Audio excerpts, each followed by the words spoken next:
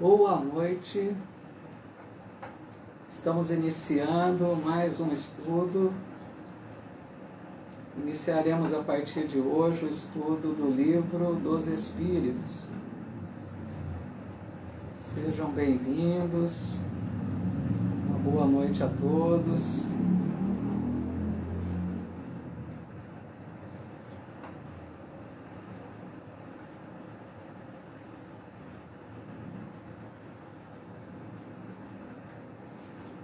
Nós encerramos na semana passada o estudo do livro O Evangelho segundo o Espiritismo, um estudo que demandou aí em torno de 7 meses, né? E hoje vamos então iniciar um novo estudo, o estudo do Livro dos Espíritos. E foi uma experiência muito boa do Evangelho. Nós percebemos quantos amigos encontramos com essa atividade pela internet, amigos que nos acompanharam em várias regiões aí do país, vários estados.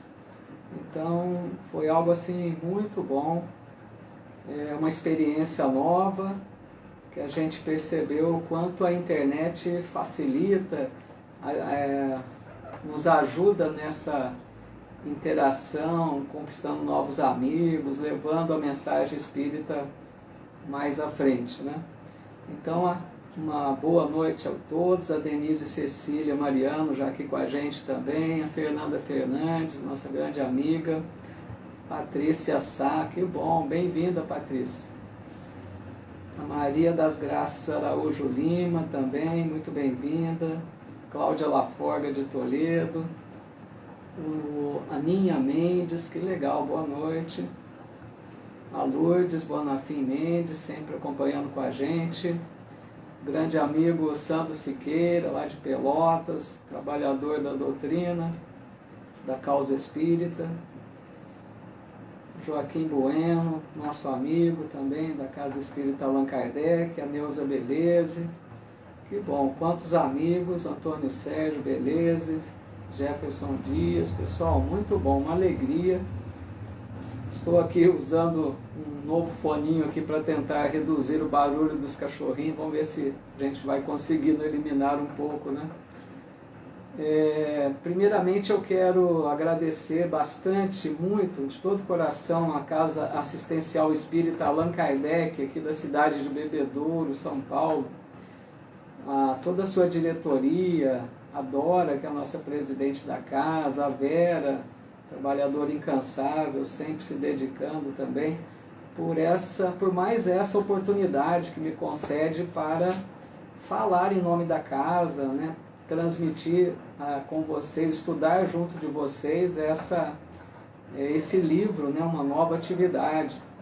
E eu quero já também agradecer muito a equipe que nos ajuda nessa tarefa, na tarefa aí de divulgação, de postagem, de transmissão dos vídeos, que é a Fernanda Fernandes, a Lipa Dovano e a Terezinha Sampaio, também minha esposa.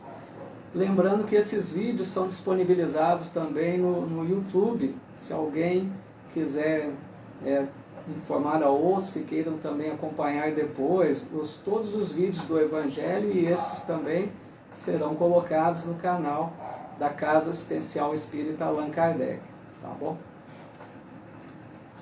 Muito bom, pessoal. Então, muito bem-vindos todos vocês, um grande abraço, muito obrigado pela participação que tiveram em todo o estudo do Evangelho e agora também iniciando aqui um novo estudo.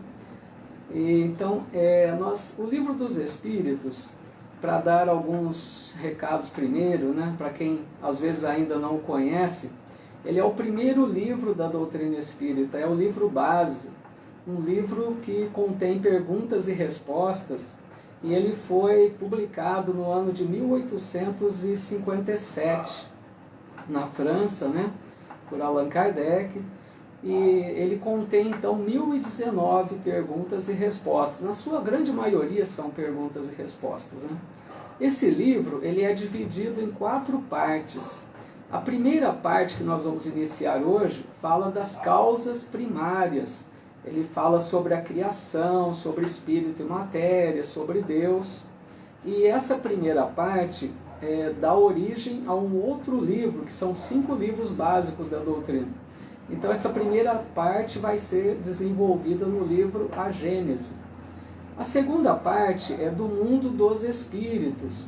Trata tudo sobre o mundo espiritual, do intercâmbio dos desencarnados conosco, encarnados, né? A questão da desencarnação, da reencarnação, de vários assuntos relacionados aos espíritos, né? E essa segunda parte, então, ela é desenvolvida no livro dos médiuns. A terceira parte é das leis morais. Pelo próprio nome, né, já deixa claro que ela é desenvolvida no livro O Evangelho segundo o Espiritismo. E a quarta parte, que é das esperanças e consolações, ela trata sobre a questão de como chegaremos à pátria espiritual depois do desencarne, né, em boas ou em más condições. E essa quarta parte, então, é tratada no livro O Céu e o Inferno. Tudo bem? E esse livro, então, as respostas que foram dadas pelos espíritos, né, que respondiam para Allan Kardec, são espíritos superiores, aqueles que têm uma alta elevação espiritual. Muitos deles que têm nomes de santos da igreja, como Santo Agostinho, São Vicente de Paulo, o próprio apóstolo Paulo, nomes famosos também, como Sócrates, Platão. Tem muitos espíritos que respondem essas questões, tá? Então, a minha intenção aqui, como já até adiantei na semana passada, é que a gente faça um estudo muito básico, sem aprofundamento, para não ficar até cansativo, né? A nossa ideia é apenas mostrar para quem não conhece, né, as ideias básicas da doutrina, e para quem já conhece, serve para a gente reforçar, né, o nosso conhecimento, porque nós percebemos que cada vez que nós lemos o livro dos Espíritos novamente, parece que muitas questões nós não tínhamos nem lido, porque a gente vai aprofundando, vai amadurecendo o conhecimento, o entendimento, e a gente passa a receber mais informações que não tínhamos percebido na primeira leitura, né?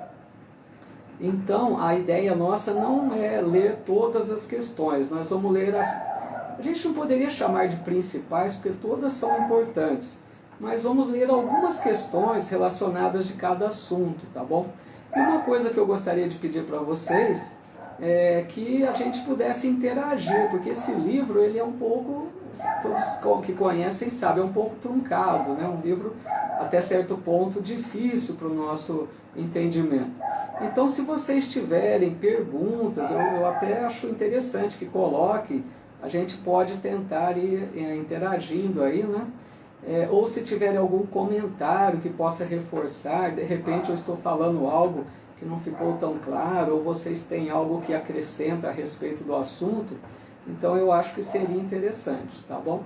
Então eu conto aí com a participação de vocês. Então nós vamos iniciando, rogando a Deus, a Jesus, o nosso Mestre, que nos inspire em mais essa tarefa, que nós tenhamos sempre o amparo da espiritualidade amiga, que todos nós possamos estar intuídos, amparados, inspirados, para que a gente possa receber aquilo que a doutrina nos oferece e que depende da nossa forma de captar esse ensinamento. Que a gente possa assimilar bem para colocar tudo isso em prática em nossa vida e que a gente possa conhecer um pouquinho mais sobre a perfeição das leis de Deus, né? Que é muito importante isso. Então hoje nós iniciamos com o capítulo 1, que é sobre Deus, tá bom? Então vamos lá. Na pergunta número 1, então, pergunta número 1, ele faz, Allan Kardec pergunta aos espíritos, então, que é Deus?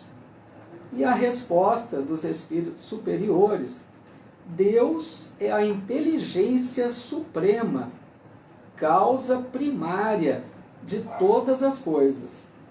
Então, todos que falam, que comentam sobre essa questão, destacam já de início algo muito importante nessa pergunta, com muita sabedoria de Allan Kardec. Porque a hora que ele pergunta que é Deus e não quem é Deus, ele faz a pergunta, como todos colocam, muito sábia. Porque se ele perguntasse quem é Deus, já daria a ideia de um ser humano como nós, né? Perguntando o que, ele já descarta essa possibilidade, porque nós não sabemos a natureza de Deus, como vamos ver à frente, né? Não vemos Deus, não conhecemos a Deus, então a pergunta é absolutamente certa, que é Deus, né? E os espíritos então começam respondendo uma outra coisa importante para destacar nessa resposta. A gente percebe que os espíritos superiores falam muito com poucas palavras, né? Olha que resposta curta, mas que é de uma profundidade, se a gente for avaliando, analisando o conteúdo dessa resposta. Mas para a gente analisar rapidamente, eles falam, né? Inteligência suprema do universo, ou seja, é aquela inteligência inigualável, aquela inteligência absoluta, incomparável. Para a gente fazer uma ideia, a maior referência de inteligência e de amor que nós conhecemos é Jesus, certo?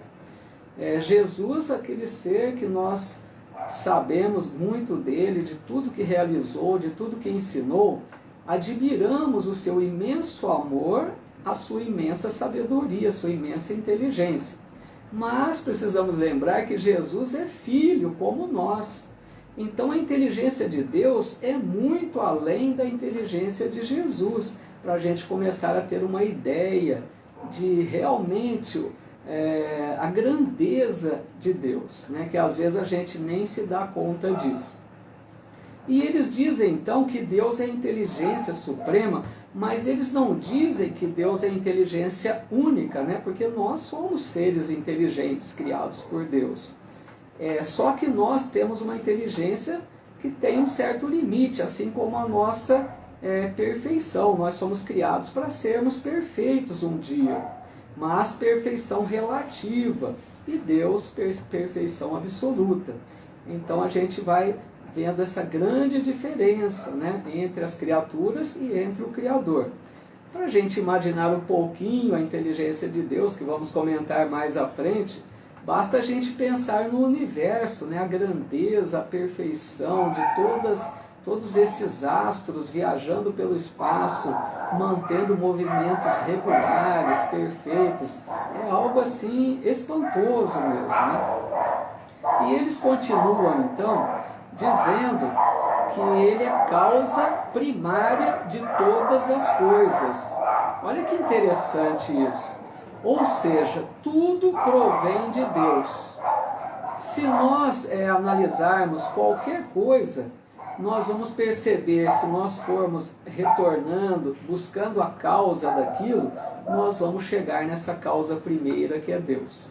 Para a gente entender um pouco melhor isso, nós precisamos falar já antecipadamente, porque vamos falar mais à frente, sobre a matéria, né? Porque Deus, por exemplo, se a gente pensa no universo, na natureza, tudo essa maravilha que nós vemos que Deus criou, a matéria que Deus criou, a matéria primeira, Deus cria uma matéria que permite que o homem também trabalhe com essa matéria e seja também co-criador, né? Crie também por sua vez. Quando a gente vê, por exemplo, um exemplo simples, né? Uma casa que é construída, o homem constrói, mas ele utiliza-se de elementos da natureza, né? E esses elementos da natureza são, lógico, criação de Deus, mas eles são transformações de uma matéria primeira, que nós vamos falar mais sobre isso. Deus cria uma matéria primeira que vai dar origem a todas as outras matérias. Então tudo provém de Deus, né? Basicamente dizendo. Aí alguém poderia perguntar, mas se tudo vem de Deus, será que o mal também é de Deus? Né? Algo que ficaria uma dúvida. E aí nós sabemos que o mal não é de Deus. Primeiro, porque o mal não existe. O mal não tem existência própria. O mal é a ausência do bem.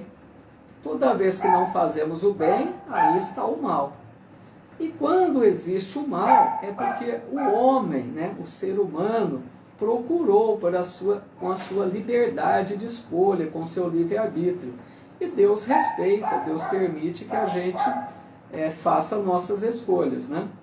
Então aí, para dar uma ideia bem básica, né, sobre a inteligência suprema e sobre a causa primária de todas as coisas.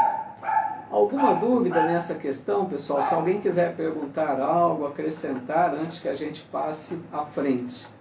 Tudo bem? Se alguém quiser perguntar, eu sei que tem um tempinho aí de resposta até que eu consiga ver, né? Mas a gente vai adiantando, qualquer coisa nós voltamos na questão, tudo bem? Nós vamos então agora ver a questão de número 4. Na questão de número 4, Allan Kardec pergunta então: onde se pode encontrar a prova da existência de Deus?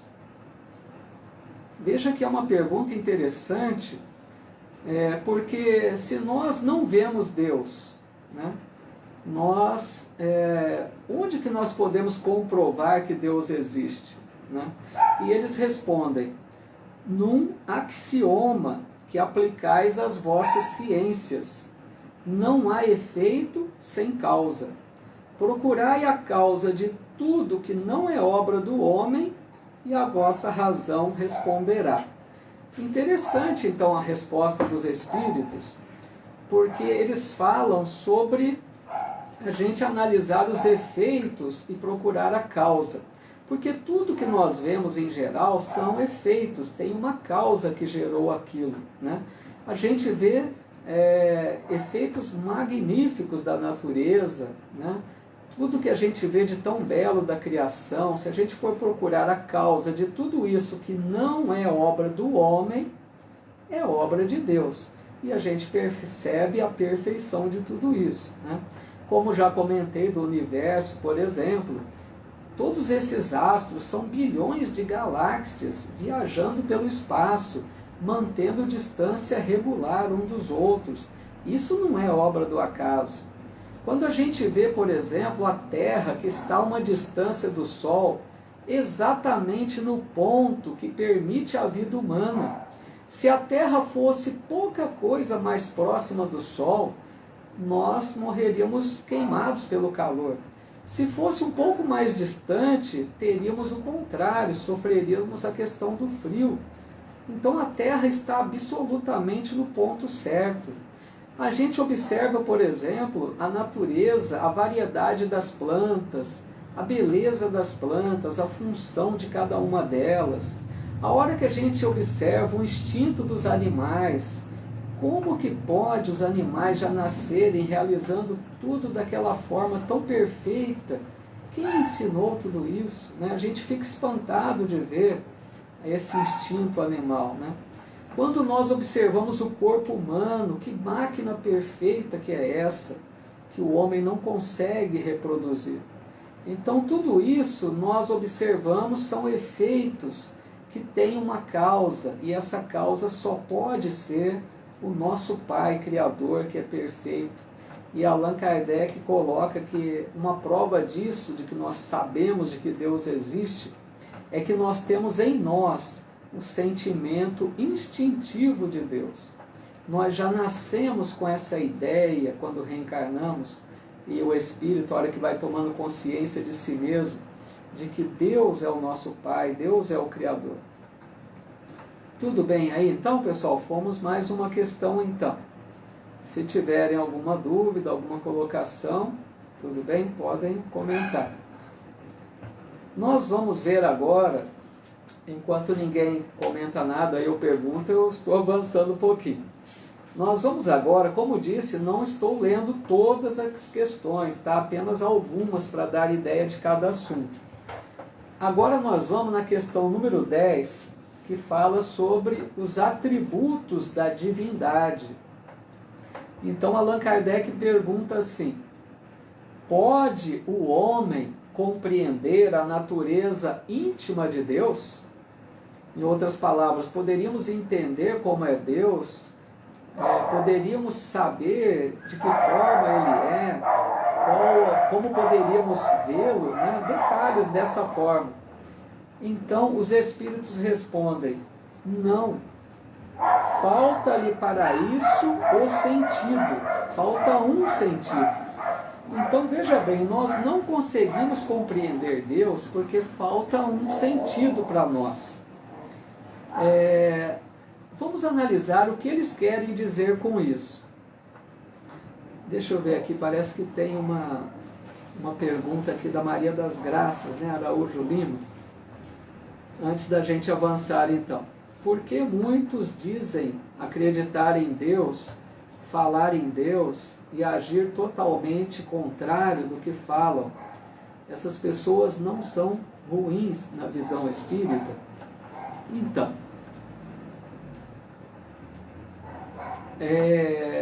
ela diz então das pessoas que acreditam em Deus, mas que não agem, né, de forma coerente.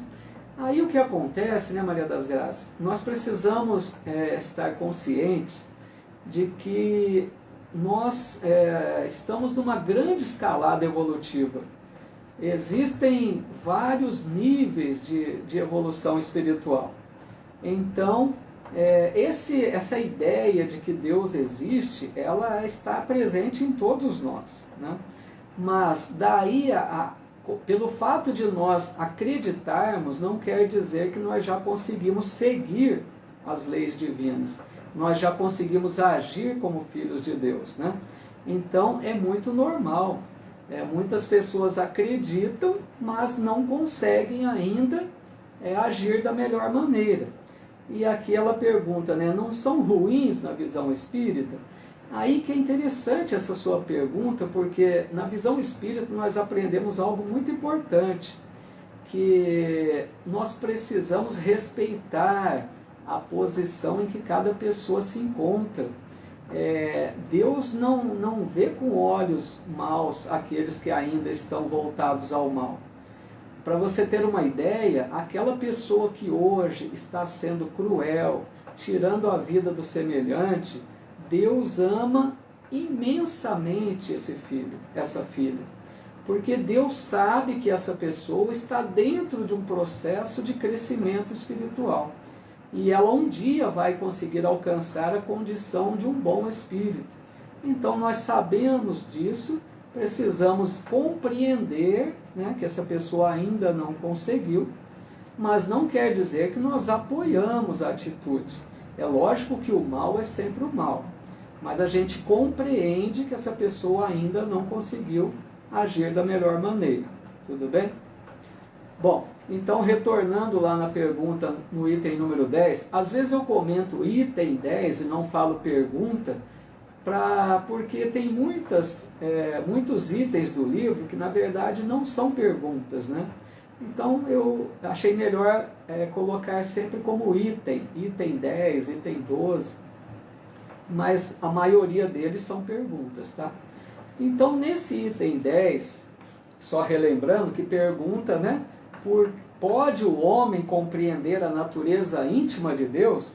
E eles respondem que não, porque falta um sentido para nós compreendermos a natureza íntima de Deus. Para a gente entender bem isso, eu fui buscar no livro a Gênese. Como disse, essa primeira parte tem o seu desdobramento no livro a Gênese. Então, nesse livro, no capítulo 2, item número 8, se vocês quiserem depois ver lá, Allan Kardec comenta que essa capacidade de compreender a natureza íntima de Deus, o espírito só adquire com a completa depuração do espírito. O que seria isso, né? Quando a gente consegue alcançar um nível de evolução espiritual que a gente vai se desapegando da matéria. Porque Allan Kardec diz também que quanto mais elevado o espírito, mais domínio sobre a matéria ele tem. E espíritos mais imperfeitos, a matéria sobrepuja ao espírito. Então, quanto mais estamos apegados à matéria, menos evolução nós mostramos. Então, aqui ele deixa claro que precisaremos de uma evolução maior para compreendermos a natureza de Deus. Em reforço a isso, vamos lembrar uma bem-aventurança que o Cristo disse: bem-aventurados os puros de coração, porque verão a Deus. Olha que interessante como faz sentido. Os espíritos responderam que é preciso uma depuração do espírito. Jesus nos fala que é preciso a pureza de coração. Então, qual é esse sentido que nos falta? É a pureza. Quando nós formos puros de coração, nós veremos Deus. Então, essa pureza está em que nível? Nós vamos chegar lá um dia nesse estudo. É no item número 100 do livro que Allan Kardec fala sobre a escala espírita.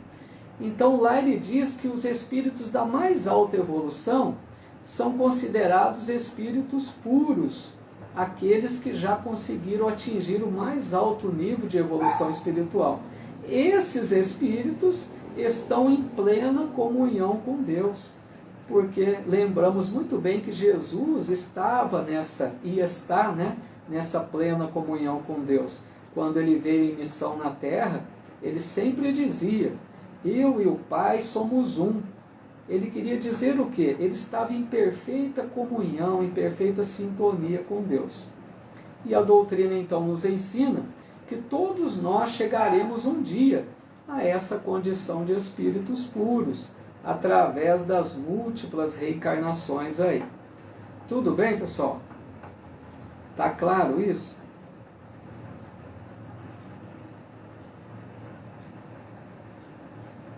Alguma dúvida a mais? Podemos seguir mais um pouquinho? Então agora, vou ler mais uma questão, para a gente não avançar muito do tempo. Na questão número 12, Allan Kardec pergunta então: embora não possamos compreender a natureza íntima de Deus, podemos formar ideia de algumas de suas perfeições? Olha que como Kardec fazia perguntas muito inteligentes, né? Já que os espíritos disseram que a gente não pode compreender Deus na fase evolutiva em que nos encontramos, ele pede então alguma orientação, alguma explicação sobre as perfeições de Deus, sobre as qualidades de Deus, né? E os espíritos então respondem: de algumas, sim. O homem as compreende melhor à medida que se eleva acima da matéria, entrevê-as pelo pensamento. Então, os espíritos estão respondendo que nós podemos conhecer, sim, algumas das perfeições de Deus. É lógico que seria muita pretensão nossa se nós quiséssemos conhecer todas as qualidades, todas as perfeições de Deus. E eles colocam então que essa condição nós vamos adquirindo à medida que nós vamos então avançando, evoluindo, nos desapegando da matéria. E em complemento então a essa questão, Allan Kardec apresenta no item número 13 o que ele chama de atributos de Deus. Antes da gente seguir, deixa eu ver aqui, parece que tem outra pergunta aqui da Lana Silva de Jesus, né? Que ela diz aqui: irmão Paulinho, boa noite. Esses espíritos evoluídos que respondem ao livro de Allan Kardec já viram Deus? Falaram com ele? Olha que pergunta difícil aí, né, Lana? Mas, como nós dissemos inicialmente, eu vou responder essa pergunta pelo que eu posso compreender com a minha capacidade de entendimento. Não quer dizer que a minha resposta seja absoluta nesse sentido. A gente está até trocando ideias aqui, se alguém quiser até participar. Mas pelo que nós vimos aqui na resposta, que precisa a pureza de coração, precisa estar no nível de espíritos puros, Esses espíritos que responderam não são necessariamente ainda puros. Quando a gente chegar no item número 100 desse livro, nós vamos ver a escala espírita que Allan Kardec faz. Ele coloca 10 classes de evolução espiritual. E o espírito puro é a mais alta das classes. Abaixo dele se encontram os espíritos superiores, que são esses que respondem às perguntas do livro. Então, pela lógica, né, que estamos estudando aqui, pela lógica, esses espíritos não teriam ainda essa capacidade de ver Deus. Estão bem próximos disso, mas ainda não teriam chegado nessa condição. Tá bom, Lana? Para ficar mais claro isso, né, Jesus é a nossa maior referência de espírito puro. Pelo que nós sabemos, né, e temos informação, Jesus foi o único espírito puro que passou pela Terra. Ele é o único ser que atingiu o mais alto nível da evolução. Então ele sim está em perfeita comunhão com Deus e vê Deus. Temos mais uma pergunta aqui agora também, da Maria das Graças Araújo Lima. Ela diz aqui: como agir com pessoas maldosas que mesmo você agindo com amor, respeito, né, sempre perdoando e dando voto de confiança, amando e respeitando como ser humano, filho de Deus. Não consigo entender, será que estou errada? Eu sempre perdoar e abraçar e confiar, estaria sendo correto agir dessa forma, né?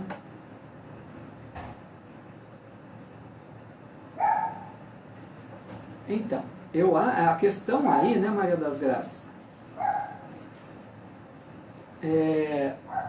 nós aprendemos, veja bem, nem sempre nós conseguimos agir da melhor maneira que seria o esperado para nós, né?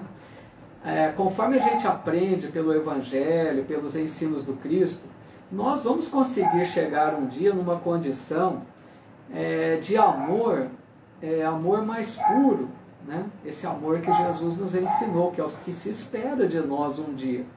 E esse amor, ele é incondicional, ou seja, não depende se o outro merece, não depende do outro ser grato, aquele amor que quer o bem do outro acima de qualquer coisa, não espera nenhuma recompensa.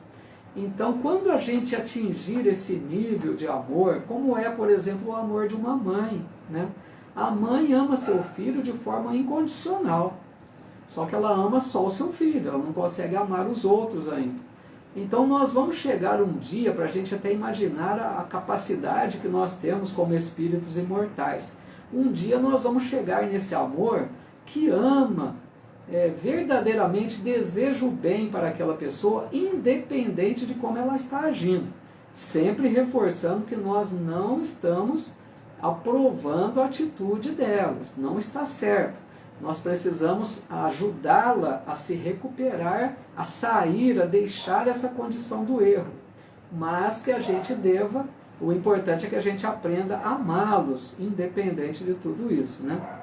E a Célia Lombardo, também nossa querida amiga aqui da cidade, coloca também: será por isso eu e o Pai somos um só, que algumas religiões acham serem mesmo, né? Justamente, né, Célia? Porque criou-se uma grande confusão de que de que Jesus é Deus, né? Principalmente, creio que muitos dos nossos irmãos católicos mantêm essa crença, ou mantiveram, né, por um tempo, acreditando de que Jesus é o próprio Deus. Porque essa fala de Jesus levou um pouco a esse entendimento. Mas quem conhece todo o Evangelho percebe que Jesus sempre se referiu a Deus como o Pai.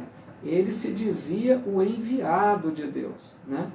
Então aí eu acho que não fica dúvida não de que Jesus é Filho. E a esse respeito tem algo até interessante, né, sobre a Trindade, sobre aquela questão do Pai, Filho e Espírito Santo, né, da Igreja Católica. Tem até algo muito interessante que fala sobre esse concílio de Nicéia, né, que aconteceu no ano de 325, se não me engano, depois de Cristo, Quem gosta de estudar aí, se colocar aí na internet, Concílio de Nicéia, vai perceber que existe existe um concílio para tratar disso, para definir se Jesus era de origem divina ou não. E a igreja, então, nesse concílio aprovou e definiu que Jesus é de origem divina, que Jesus estaria na condição de Deus, né? Que é da Santíssima Trindade, com todo o respeito que nós devemos ter à forma de entendimento de cada irmão de outras religiões, né? Bom, e a Maria das Graças Araújo Lima, tá ok, agradecendo aqui, legal, Maria das Graças, nós que agradecendo. Rodrigo Vecchiato, boa noite, Rodrigo, um abraço, meu amigo. Bom, então, só para a gente concluir o estudo de hoje, pessoal, vamos só comentar o que eu lancei um pouco antes sobre os atributos de Deus, né? Já que nós não conhecemos a natureza de Deus, Allan Kardec pediu aos espíritos algumas qualidades de Deus, alguns atributos, né? E eles disseram então, Deus é eterno. Essa questão de ser eterno é algo surpreendente, a gente dá um nó na cabeça a hora que a gente para pensar que Deus sempre existiu. Veja bem, Deus existiu de toda a eternidade. Para analisar se você consegue pensar Deus sem o universo, sem a matéria. O que seria lá no início, né? É algo que a nossa mente não consegue conceber. Para a gente perceber a grandeza, esse poder de Deus, né, que sempre existiu. Nós vamos falar mais sobre isso à frente. Um outro atributo de Deus é que ele é imutável. Ele não está sujeito a mudanças, né? Por quê? Porque ele é perfeito. Ele sempre foi e será da mesma forma, porque ele já é perfeição absoluta. E as suas leis também são perfeitas. Quando a gente pensa, por exemplo, nas leis humanas, elas vão se atualizando, vão se modificando, porque nós vamos desenvolvendo o nosso senso moral, vamos aprimorando as nossas condições, né? E a gente evolui e as leis evoluem também. Mas Deus não, Deus é imutável, sempre igual, perfeição absoluta. Deus é imaterial, ele não tem nada relacionado com matéria, porque se ele tivesse algo de material, ele estaria sujeito a mudanças, a modificações que não faz sentido. Deus é único, né? Não há outro Deus, é só ele que é o criador de tudo, né? E aquela ideia até de que existe um ser competindo forças com Deus, um ser voltado ao mal, a doutrina espírita nos deixa bem claro de que não existe isso. Aqueles seres muito maus, perversos, voltados ao mal, são também criaturas de Deus, são filhos de Deus, e não houve nenhum erro nessa criação. Porque esses seres estão agindo no mal pela sua liberdade de escolha que Deus permite. Mas um dia eles também retornarão para o caminho do bem, para o caminho da evolução. Lembramos até aí uma frase do profeta Ezequiel: Pai, das ovelhas que me destes, nenhuma se perderá, atribuindo a Jesus essa frase, né? Bom, um outro atributo de Deus é que ele é onipotente, ou seja, ele tem o soberano poder, justamente porque ele é único. Ele é o poder máximo, né? E ele então é soberanamente justo e bom. A sabedoria das leis de Deus, né? Tanto nas pequenas como nas grandes coisas nós vamos percebendo. Quando a gente estuda a doutrina espírita, nós ficamos admirados com a perfeição. A hora que a gente começa a entender o mecanismo de reencarnação, de livre-arbítrio, de lei de causa e efeito, nós vamos percebendo essa sabedoria, essa grandeza da criação divina. Então, meus amigos, minhas amigas, nós vamos parando por aqui. Se alguém tiver aí mais alguma colocação, alguma pergunta sobre isso, nós vamos ficar aqui na questão número 13 por hoje. Tudo bem, então?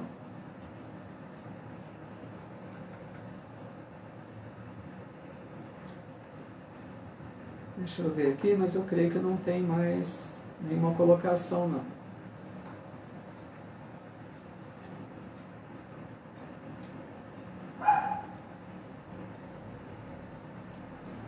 Pessoal, então, nós vamos encerrando. Quero agradecer mais uma vez a participação de vocês. Achei até interessante aí as perguntas. A gente pode devagarzinho tentar interagir, né? A gente aborda aí as questões e vamos tirando dúvida, vamos acrescentando informações. Dentro do possível a gente vai comentando, né? De acordo com a questão do tempo, do assunto, se estiver relacionado ao assunto. Então eu quero agradecer muito a cada um de vocês. Quero dizer que para mim é uma grande alegria estudar doutrina espírita, e com essa opção da internet, que a gente vai fazendo amigos em várias localidades, a gente vai interagindo, isso é muito bom. Então convido vocês para que a gente possa continuar aí nesse estudo. Na próxima quinta-feira, então, daremos sequência aí a partir da questão número 14. Desejo a todos vocês muita paz. A Célia aqui também. Que legal, obrigado, Célia. Deus te abençoe também. Muito obrigado. Desejo a todos vocês muita paz. Que Deus abençoe seus lares. Que Deus nos derrame as suas bênçãos, nos dê motivação para que a gente busque esse conhecimento. É muito importante quando a gente está desperto para esse interesse de conhecer mais sobre a verdade divina, sobre as leis divinas que a doutrina espírita nos oferece. Muita paz a todos, um forte abraço, meus amigos, minhas amigas, fiquem com Deus e até a semana que vem. Até lá, muito obrigado.